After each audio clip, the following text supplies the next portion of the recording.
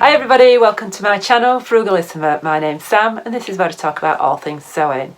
Today is day 89 of 100 days of sewing. It's looking at ways of keeping sewing accessible to people, whether that's in terms of cost or skills, and I'm currently specifically focusing on sustainability. So today's video is a little scrap busting idea, and it's to make these beeswax wraps. So it will take you less than 10 minutes to make, no sewing machine required, minimal equipment, and it will keep cling film out of the landfill and cheaper to make than it is to buy beeswax wraps. So if this is the sort of video you like, please consider subscribing and hit the notification bell. That will tell you when I've got new videos out. So did you know that every piece of plastic ever made still exists in the world today? And cling film is notoriously difficult to recycle. So we call it cling film in the UK, you call it something else, saran wrap perhaps. It's a massive environmental problem, is cling film. It's notoriously difficult to recycle, and even worse, because of that, it gets into the seas, kills the fish, and potentially gets into our food cycle as well. So I'm just trying to find alternative methods to reduce my usage of cling film. So there are lots of methods for making these beeswax wraps. This is just my take on it. This is a minimum mess, minimum fuss method. Cheaper than buying the beeswax wrap. Obviously it's reusable, so I use the larger ones like this for taking sandwiches to work, and then I use the smaller ones for wrapping leftovers, things like that. So all you need to make these wraps is some beeswax pellets. I got these off Amazon. They're by Livemore and they were about £3.99 for 200 grams. I've made about half a dozen with about 50 grams, so you can make something like 20 with a 200 gram bag. You need some fabric, some scrap fabric, some scissors. Can use pinking shears, make it a little bit fancier, but normal scissors are fine. A baking tray that has a lip on it, some tweezers, and a timer. So if you've got a timer on your oven, that's fine, but I just use one of these, or Alexa. Shh, don't say her name too loud. The most crucial part of my method is this greaseproof paper. Call it baking paper or baking parchment, but essentially it's something that will stand the heat in your oven and it's non-stick. So most things you've probably got apart from the beeswax pellets, and that's it. So just a quick note on the fabric that you use, and I would recommend that you use either 100% cotton or 100% linen. Don't use polycotton or anything that's got anything polyester in it. It will melt in your oven. So I am using an oven method, so access to an oven obviously is another crucial ingredient. So I cut out squares, or you can do circles. The biggest one I do is around about 12 or 13 inches. That equates to about 33 centimetres. They do for sandwiches. Obviously, if you take more sandwiches to work, you might need a slightly bigger one. I do one around 8 inches. That equates to about 20 centimetres. That's good for covering up a small bowl of leftovers or something like that. And then a smaller one, around about 5 or 6 inches, which is about 15 centimetres, and that's good for wrapping up half an onion or half a lemon or something like that. So multi-purpose, great for all sorts of different things. The circular ones are good for covering up anything in a jar. If you're not a sewer and you don't have access to scrap fabrics, how about cutting up an old shirt or skirt or dress or something? Just check your label, make sure that it's 100% cotton or linen, or something that you've finished wearing but it's not fit to go to a charity shop. Lots of charity shops now send things directly to landfill because they're too tatty, but you could get extra usage out of your own clothes by doing that, or even an old tea towel, something like that. You can batch cut them. If you've got a fat quarter, you might be able to get half a dozen out of a fat quarter, but try not to do too many at once because the wax does dry quite quickly. So start by heating your oven. I use a medium oven. My oven's about 170 degrees at medium heat. That equates to about 338 degrees Fahrenheit. But everyone's oven's different, so whatever is a medium heat on your oven. And to be even more economical, try to do this when you're using your oven for something else. So perhaps you've been cooking a meal or making flapjacks or something. Because it takes so little time, you can just whip them in when your oven's either warming up or cooling down from something else. This is why it's good to have plenty pre-cut. So your first step is to line your baking tray with the greaseproof paper. This is your crucial step, because the wax makes a heck of a mess and it's a devil of a job to get off your baking tray.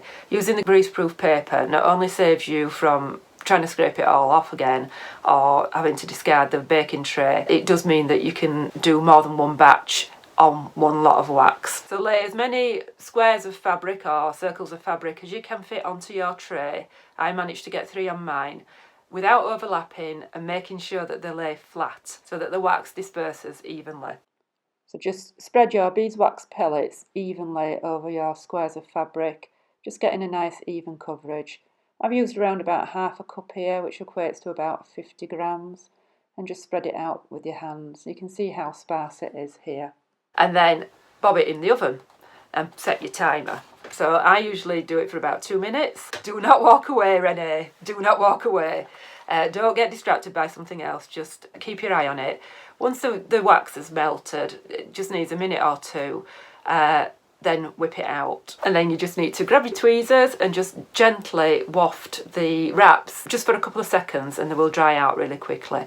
This is why I don't suggest that you do too many at once, because they dry so quickly. But if you do find that they've dried too quickly, you can just bob them back into the oven and it will remelt it. It's not the end of the world, it's just that it's easier if you just do 2 or 3 at a time. That's where your tweezers come in handy, because the wax is hot, so keep the dog and the children out of the way, shut the door, keep them out of the way, even do it outside if you want. Avoid dripping it on your carpet, but yeah, just gently waft it over your baking tray, just try and keep it all in one place to save the mess. And that's it, you're done. So the beauty of using the greaseproof paper is that once it's dried, you can actually reuse that wax that's dried. So you can either bob it back in the oven, use any pre-cut pieces of fabric and bob them back in the oven and just soak up what you've got left. Or once it's dried, you can very, very easily peel it off that wax paper or greaseproof paper. Very easily peels off.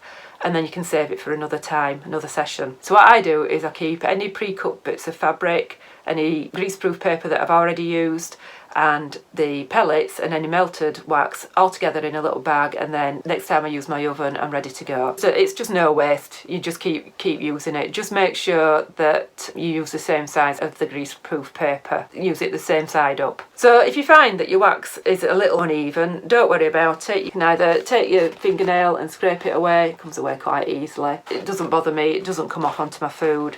Or you can bob it back into the oven to even it out again, or you can actually use your iron. Now, ironing on the pellets is one of the other methods, but I find it really, really messy. It's really difficult to gauge how many pellets you need, and it melts a lot more than what you anticipate.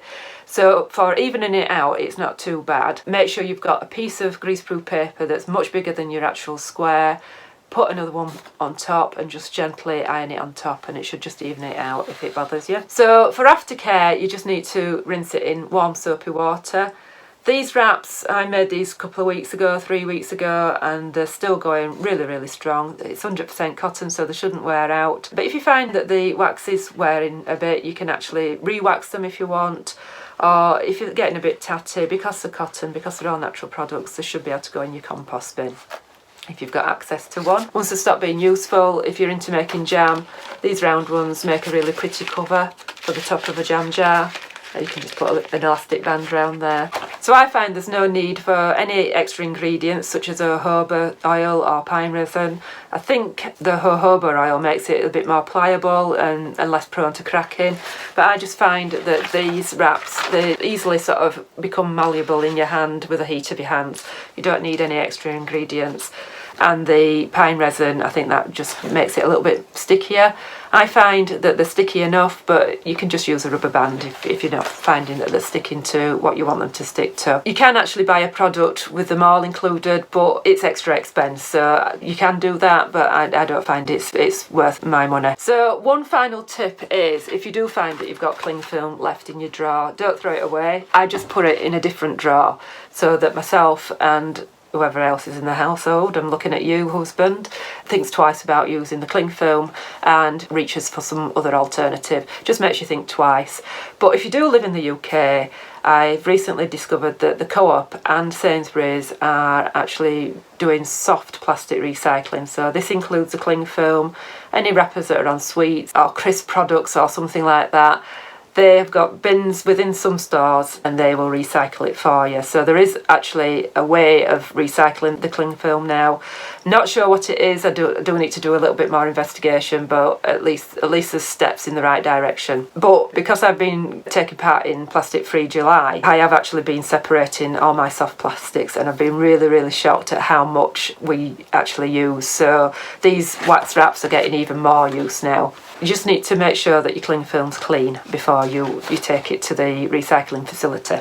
So that's it. That's really simple, really. Let me know below if you've ever used these beeswax wraps, if you've used this method or any other methods, or if you indeed that you use them for anything else. I use them for all sorts of different things, but you might think of something else as well. So that's it from me. Thank you so much for watching. I hope this is the sort of thing that you like. Please consider subscribing and hitting the notification bell. That will tell you when I've got new videos out. I usually have videos a couple of times a week. Frugal Fridays are usually looking at free patterns that I found during the week, but I've got some top 10 videos out there as well, including some other videos where I'm looking at sustainable sewing. So I've got 10 zero waste sewing patterns.